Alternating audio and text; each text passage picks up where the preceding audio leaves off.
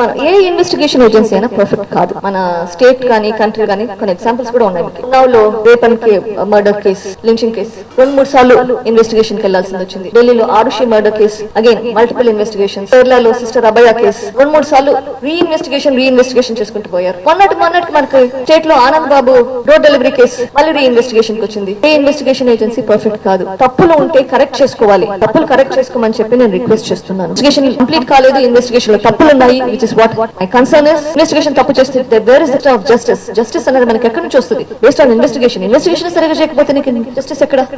కాదు అనుమానం అని ఫస్ట్, తర్వాత మర్డర్ అని తర్వాత వచ్చింది. ఆ strategic the calls chairman of Sakshi Parthireddy. So ఈగలాగితే ఎక్కడికి పోతుందో మీరు చూస్తున్నారు. ఇదంతా చేయకుండా ఏం చెప్తుంది? ఆ కాల్ జరిగింది 1 o'clock in the morning కాదు, 1 o'clock in the morning. ఎందుకు చేశారు ఏంటి క్లారిటీ ఇవ్వకుండా చేసేసింది. ఎందుకు సిబిఐ ఇలా ఇన్కంప్లీట్ షార్ట్ ఇన్వెస్టిగేషన్, తప్పు ఇన్వెస్టిగేషన్ చేస్తుంది? ఇటువంటి పరిస్థితుల్లో నేను ఏం చేయాలి, ముందుకు వెళ్ళాలి, నాకు అర్థం కావట్లేదు, ఆలోచిస్తున్నాను. This is the $1 million question. CBI చేయాల్సిన పని ఎందుకు చేయట్లేదు? ఇంతవరకు చేసి అక్కడ ఆపేసి అది కూడా తప్పులు పెట్టుకొని ఎందుకు ఇలా చేస్తుంది? ఎవరిని ప్రొటెక్ట్ చేయాలని చేస్తుంది? ఐ థింక్ మీకు అందరికీ తెలుసు. Maybe you can answer this better than me.